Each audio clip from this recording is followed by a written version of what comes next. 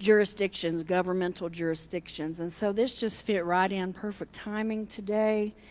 And we wanted to read our Declaration of Independence this morning because it's very powerful and it still declares. It still declares. And this was done because somebody was not adhering to their civil jurisdiction. They were going above and beyond and doing things that were not legal. And so that is what this declaration was, how it was conceived. I don't know where Ron is. I won't get ahead of him here. We're going to split this up. See who can read it more dynamically.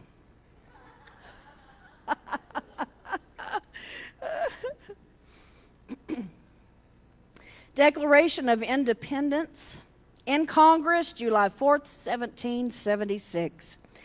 The unanimous declaration of the 13 United States of America.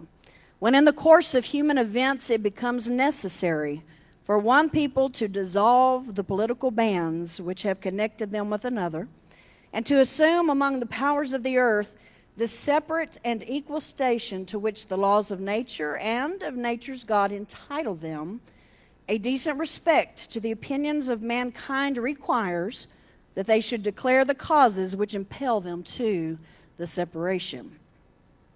We hold these truths to be self-evident, that all men are created equal, that they are endowed by their Creator with certain unalienable rights, that among these are life, liberty, and the pursuit of happiness, that to secure these rights, governments are instituted among men, deriving their just powers for the consent of the governed, that whenever any form of government becomes destructive to these ends, it is the right of the people to alter or to abolish it, and to institute a new government, laying its foundations on such principles and organizing its powers in such form as to them shall seem most likely to affect their safety and happiness.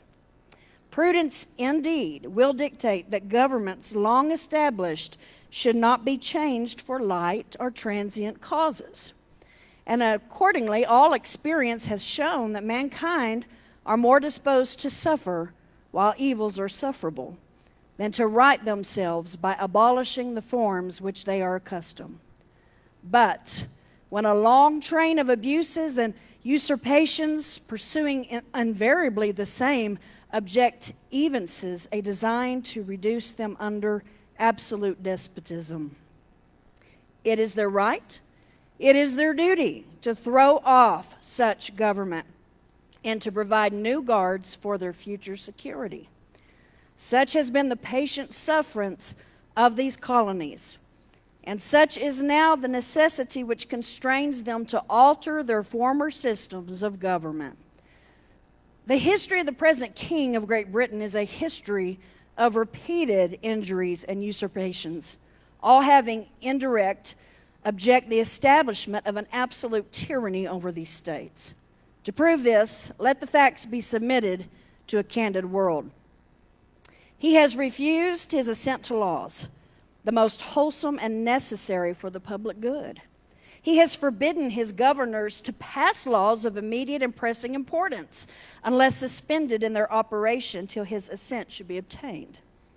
And when so suspended, he has utterly neglected to attend to them.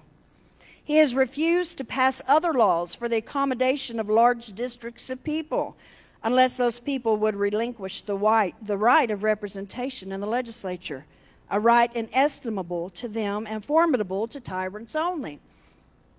He has called together legislative bodies at places unusual, uncomfortable, and distant from the depository of their public records, for the sole purpose of fatiguing them into compliance with his measures. He has dissolved representative houses repeatedly for opposing with manly firmness his invasions on the rights of the people. He has refused for a long time, after such disillusions, to cause others to be elected, whereby the legislative powers, incapable of annihilation, have returned to the people at large for their exercise. the state remaining in the meantime exposed to all the dangers of invasion from without and convulsions within. Convulsions. He has endeavored to prevent the populations of these states. For that purpose, obstructing the laws for naturalization of foreigners, refusing to pass others to encourage their migrations hither, and raising the conditions of new appropriations of lands. He has obstructed the administration of justice by refusing his assent to laws for establishing judiciary powers. He has made judges dependent on his will alone for the tenure of their offices and the amount and payment of their salaries. He has erected a multitude of new offices and sent hither swarms of officers to harass our people and eat out their substance. Come on, Ron. He has kept among us in times of peace standing armies without the consent of our legislatures. Tell us what else he's done. Oh, wow. I gave him the hard part. You know, as I was reading this, I haven't read this probably since high school, the whole thing, right? And you forget what we Americans were, or the colonies of England, as English citizens, what we were enduring without representation, without any way to defend ourselves, without any way to address problems, and it was just basically you take it or leave it, and that's what this addresses.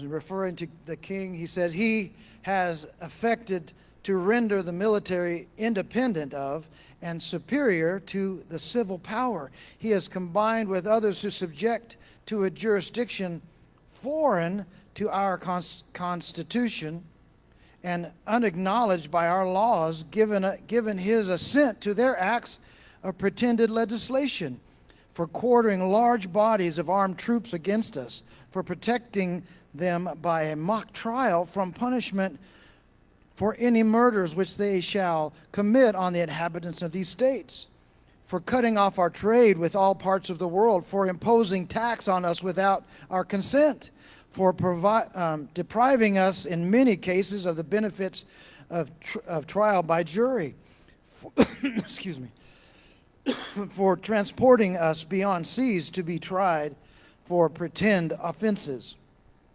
for abolishing the free system of English laws in a neighboring province, establishing therein an arbitrary government and enlarging its boundaries so as to render it at once an example and to fit instrument for introducing the same resolute rule into these colonies, for taking away our characters, abolishing our most valuable laws, and altering fundamentally the forms of our governments, for suspending our own legislatures and declaring themselves invested with power to legislate for us in all cases whatsoever. He has abdicated government here by declaring us out of his protection and waging war against us. He has plundered our seas, ravaged our coast, burned our towns, and destroyed our lives, the lives of our people. He is at this time transporting large armies of foreign mercenaries to complete the works of death, desolation, and tyranny again, already begun with circumstances of cruelty and perfidy, scarcely paralleling in the most barbarous ages the totally unworthy the head of a civilized nation. He has constrained our fellow citizens taken captive on the high seas to bear arms against their country, to become the executioners of their friends and brethren, or to fall themselves by their hands. He has excited domestic insurrections against us and has endeavored to bring on the inhabitants of our frontiers the merciless Indian savages whose known rule of warfare is an undistinguished destruction of all ages, sexes, and conditions.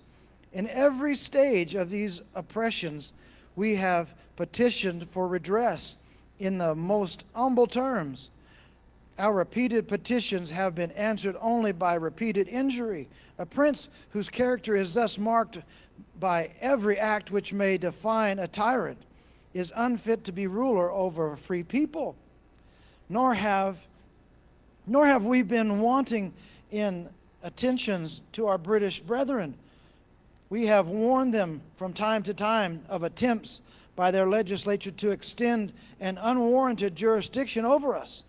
We have reminded them of the circumstances of our immigration and settlement here. We have appealed to their native justice and magnanimity, and we have injured them by our ties of our common kindred to disavow these usurpations which would inevitably interrupt our connections and correspondence. They too have been deaf to the voice of justice and of consanguinity. Don't remember that. We must therefore, listen, we must therefore,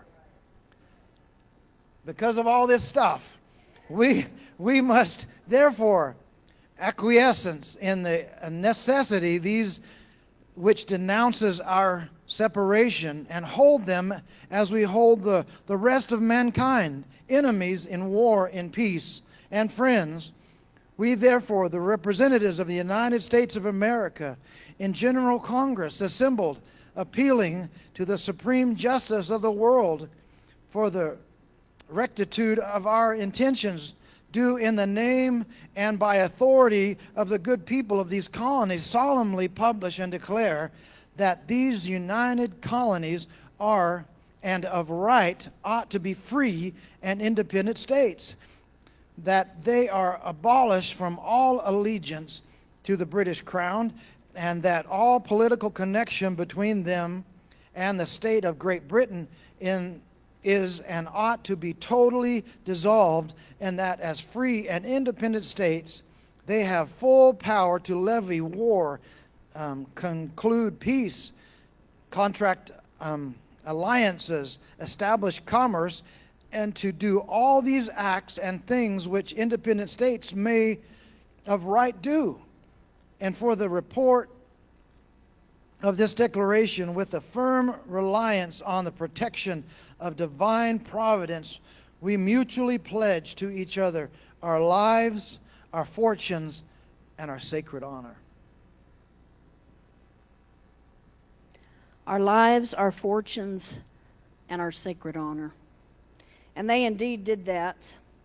We're going to read the names of those people that signed this declaration, because honor unlocks what? Glory. And we want to honor these people for the sacrifice they made, because many of them were indeed killed. And there was a big debate whether or not they should even put their names on here, because it made them an automatic target for death. They were ruined. These were men that were rich, a lot of them. They lost their fortunes. Benjamin Franklin lost his son over them signing this declaration that we live freely by today. So I'm going to honor these men. From Georgia, Button Gwinnett. Lyman Hall, George Walton. North Carolina, William Hooper, Joseph Hughes, and John Penn. From South Carolina, Edward Rutledge, Thomas Hayward Jr., Thomas Lynch Jr., and Arthur Middleton.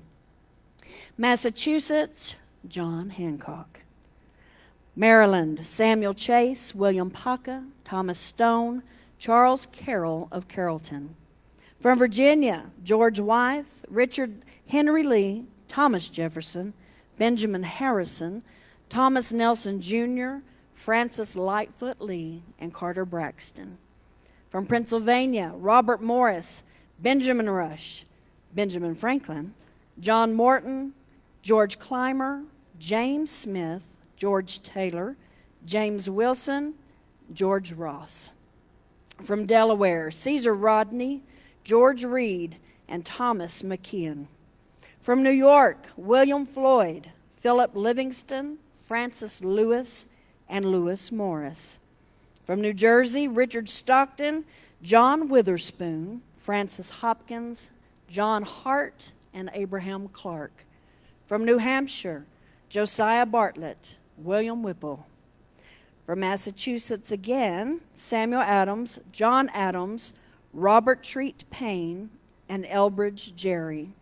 From Rhode Island, Stephen Hopkins, William Ellery. Connecticut, Roger Sherman, Samuel Huntington, William Williams, Oliver Wolcott. And from New Hampshire, Matthew Thornton.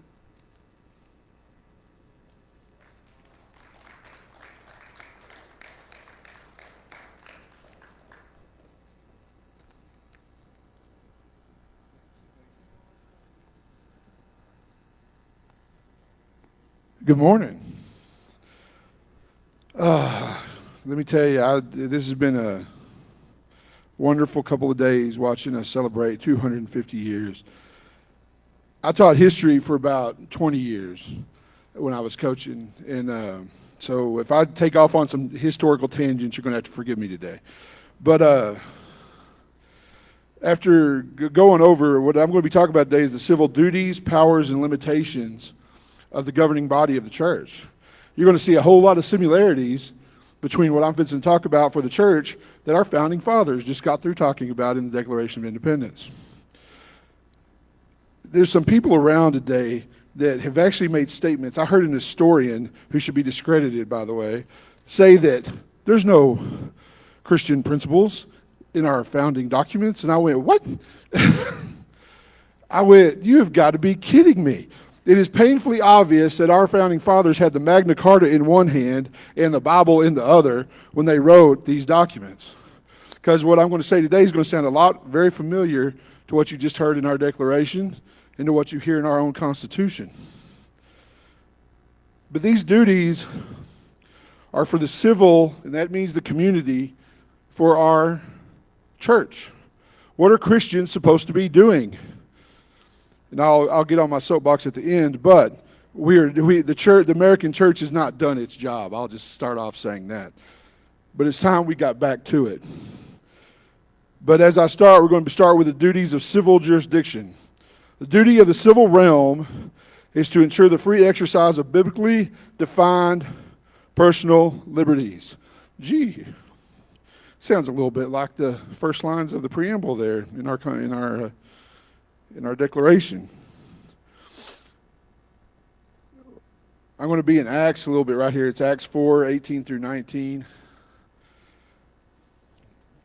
I'll go ahead and read that real quick, and then I'll make it all come together for the first one. Then they called them in again. These were the basically the rulers of the Torah of the church, church in Israel. They called them in again and commanded them not to speak or teach at all in the name of Jesus. They said this to Peter and John. Yeah, that's not going to work out too well. But Peter and John replied, which is right in God's eyes, to listen to you or to him? You be the judges.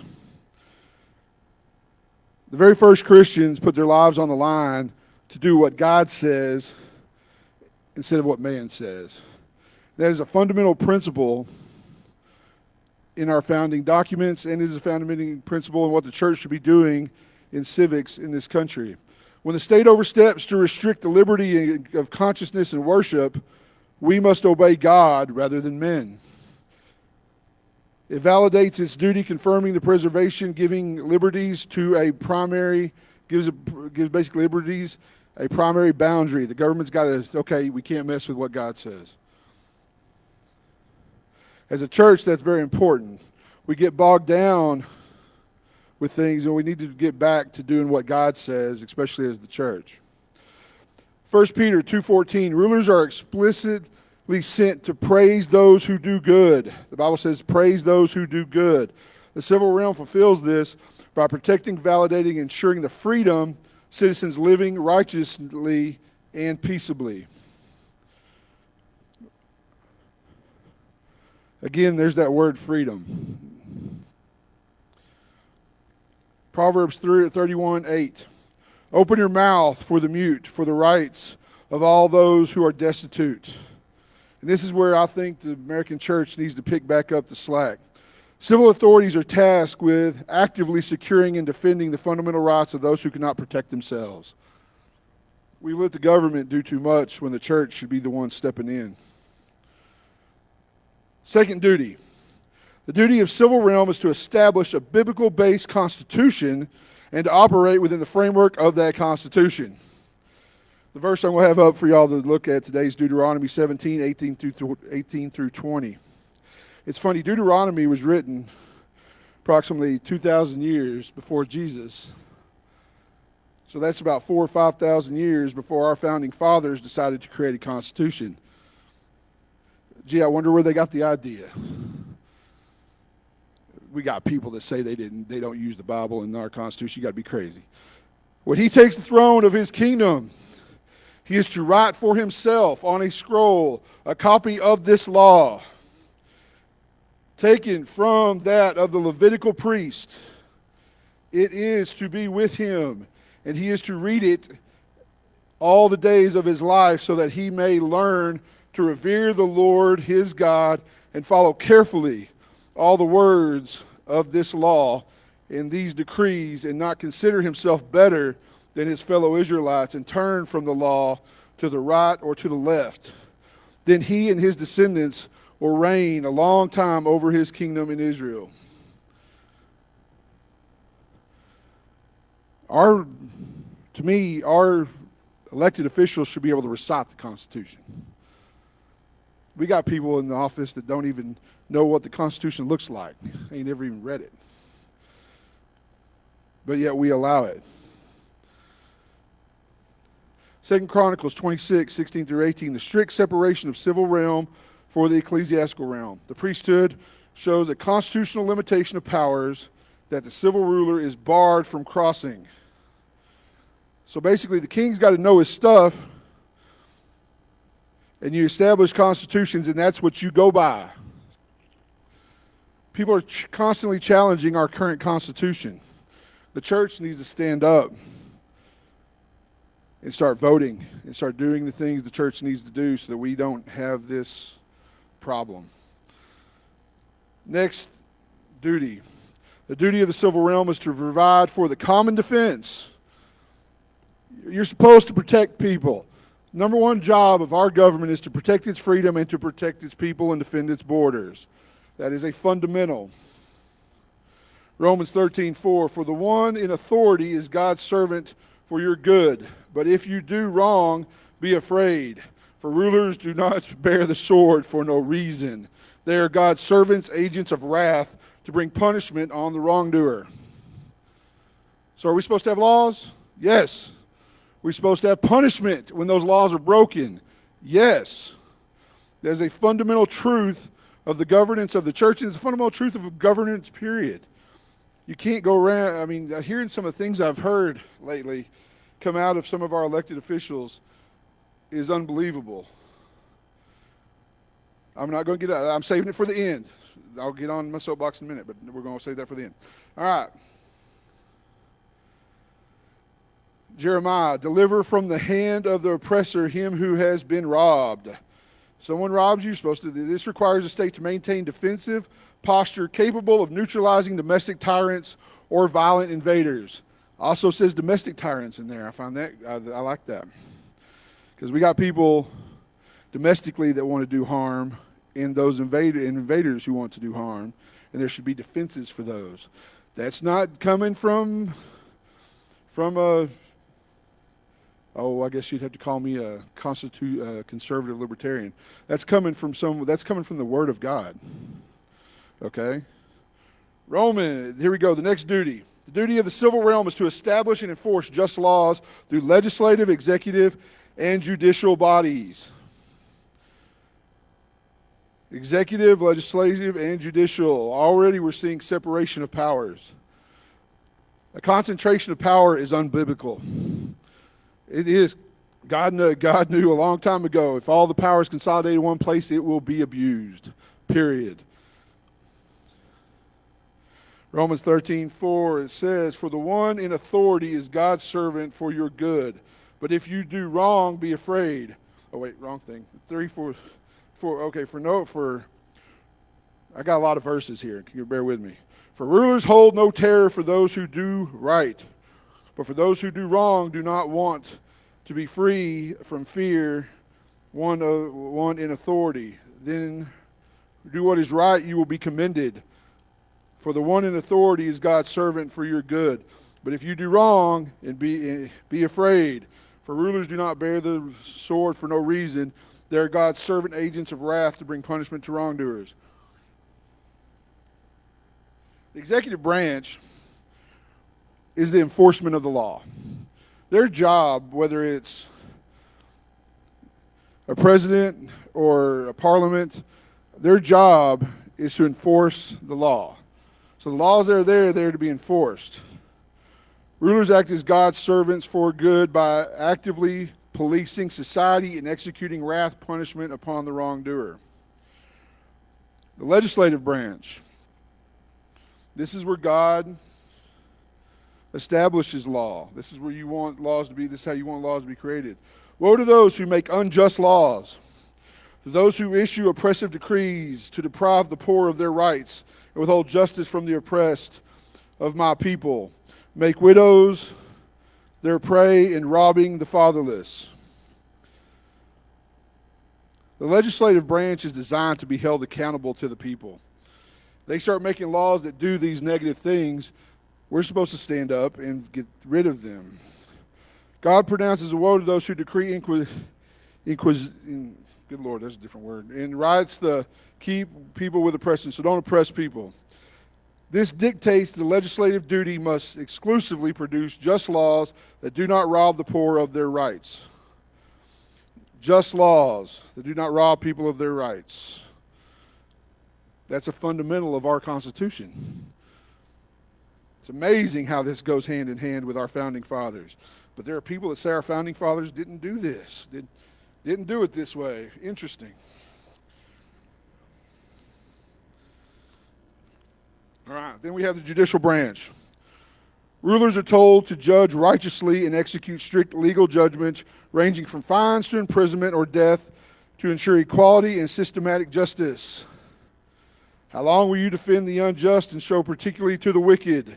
Defend the weak and the fatherless. Uphold the cause of the poor and the oppressed. Rescue the weak and the needy. Deliver them from the hand of the wicked. When wicked people break in your house, there needs to be consequences.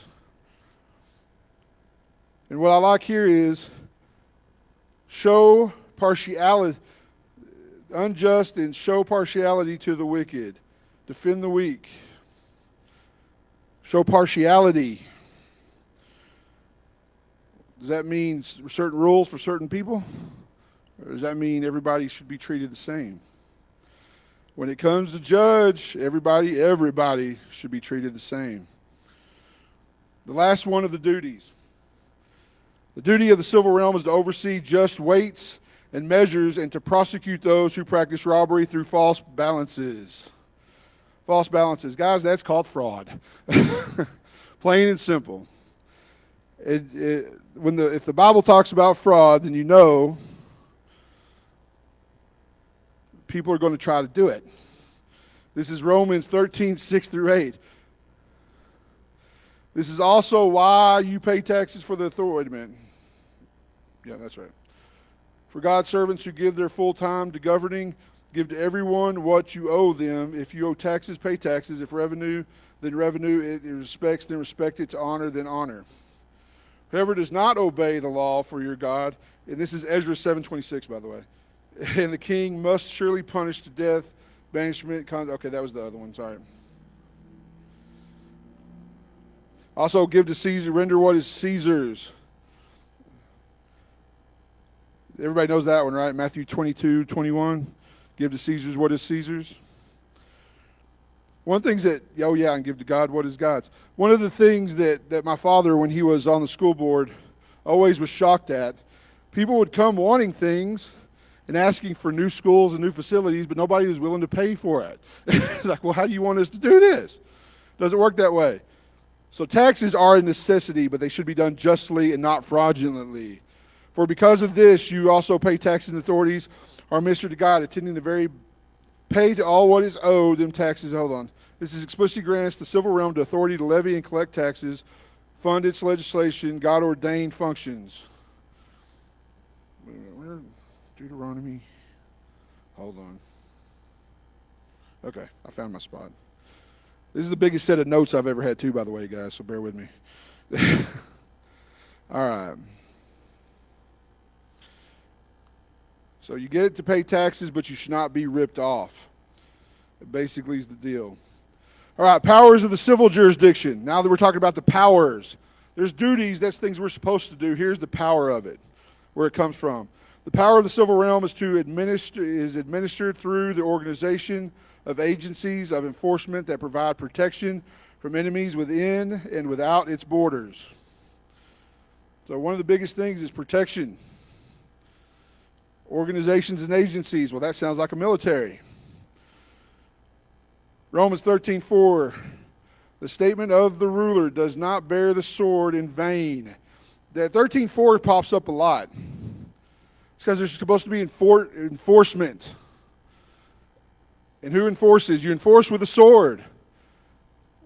All right, so everybody says, oh, it's not good for us to have death penalties and go to war. Well, if you're defending your nation, you are supposed to go to war and you're supposed to use the sword. That's straight from the Bible. Ezra 7:26, the administration of law is executed through, hold on, where am I at? There I am. Whoever does not obey the law of your God, this is where I was before, and the law of the king must surely be punished by death, banishment, confiscation of property, or imprisonment. So those who break the law, there's nothing supposed to happen to them? Not so much. Jeremiah 22:3 says, deliver from the hand of the oppressor him who has been robbed. You're supposed to punish people. There's power in the civil realm to punish, especially when it's violence or robbery, theft. You can be clear on some of these rules here. This is the third one. The power of the civil realm is granted the authority to collect and administrate a just tax and apply civil sanctions on non-compliance. All right, again, we get into fraud. I'm not going to get back into that, but you got the power to tax and the power to basically provide for others. Again, that's also Romans 6-7. We've already kind of gone through that.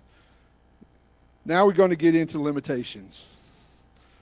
And I want y'all to realize none of these limitations tell the church to sit down and do nothing. Not one. We are not limited in that way. But for some reason, the American church seems to think so.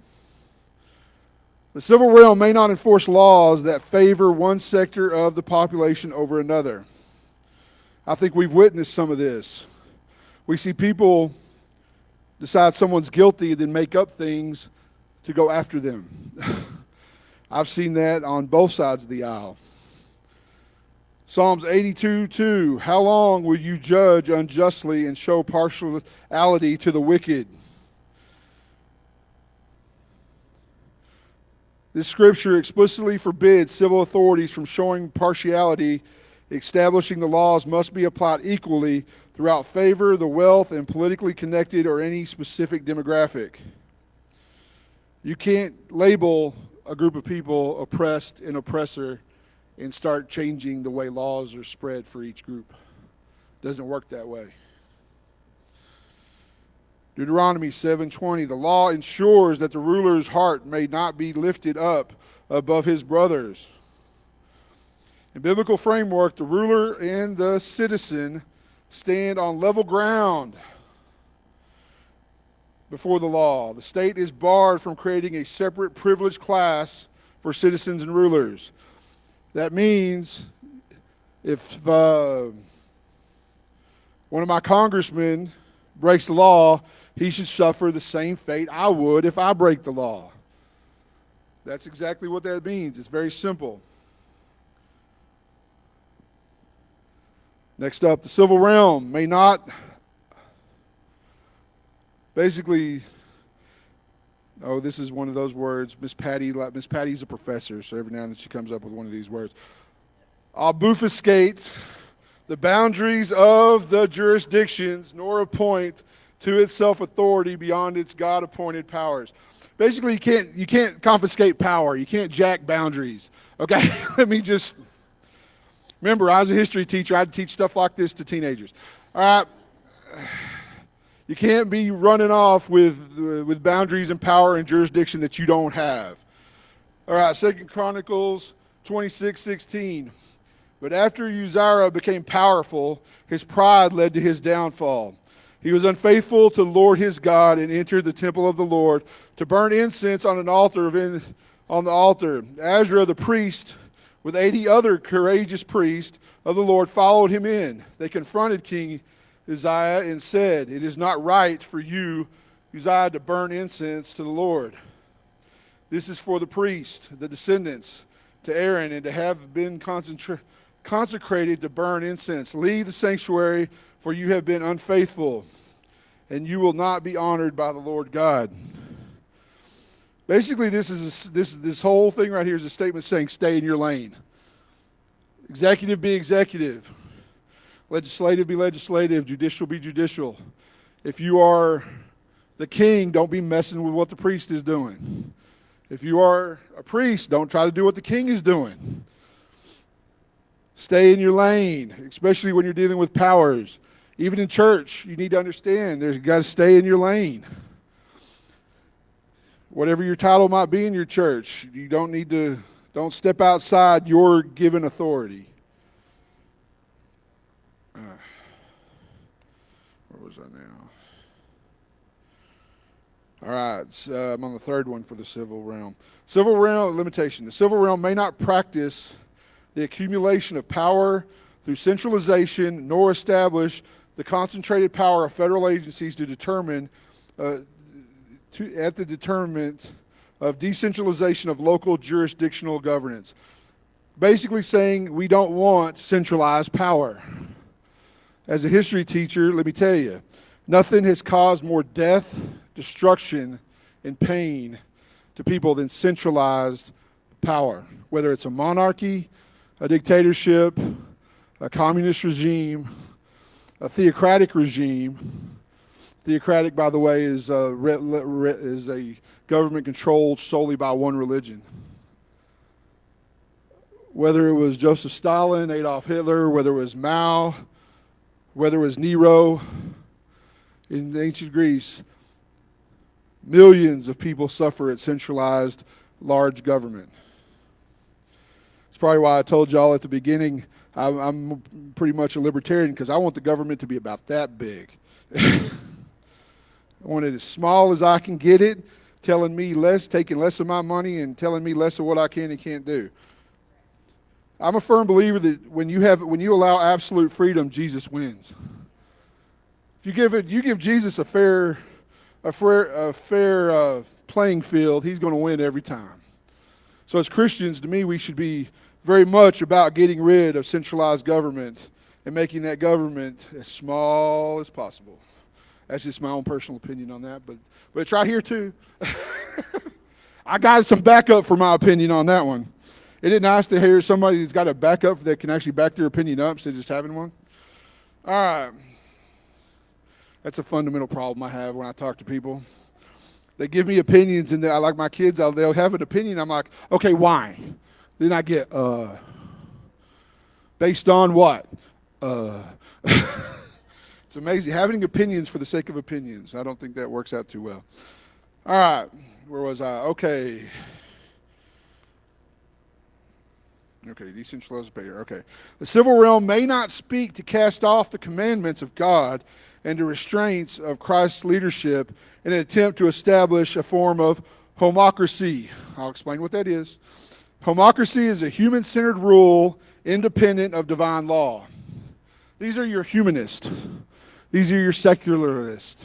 These are your people that want God out of every aspect. Communist, socialist. They want God out of every aspect of life. That's what they are. That is what a where'd that word go again? Where'd it go? I lost it. homocracy is human-based, not God-based. Well, our founding fathers established in the Declaration we just heard, these are God-given rights: life, liberty, and the pursuit of happiness. God-given. That's one of the things that separates our government from most governments in the world. We acknowledge God-given rights. And the government cannot step on those. Government cannot step on those rights. Acts 5:29, we must obey God rather than men. This directly limits the state for establishing this human-centered rule of independent divine law. Human-centered. Human laws are only valid inside the bounds of God's overreaching moral law. Like you can't make a law that makes it okay to kill somebody. You can't do that. You can't make a law making it okay to steal. When you go fundamentally against the Word of God, you have problems. All right, Daniel, where did I have Daniel on here? Hang on. There we go.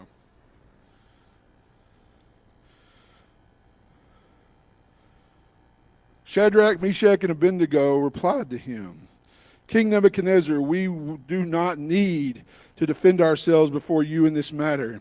If we are thrown into the blazing furnace, the God we serve is able to deliver us from it, and he will deliver us from your majesty's hand. But even if he does not, there you go. Now this is faith, guys. Even if he does not, we want you to know, your majesty, that we will not serve your gods or worship the image of God you have set up. Everybody knows that good Bible story, I hope. Shadrach, Meshach, and Abednego. They got thrown into the fiery furnace, but didn't get one hair on their head scorched. Matter of fact, guards saw 4 people in there. We all know that if we've read the story, we all know that 4th person was Christ.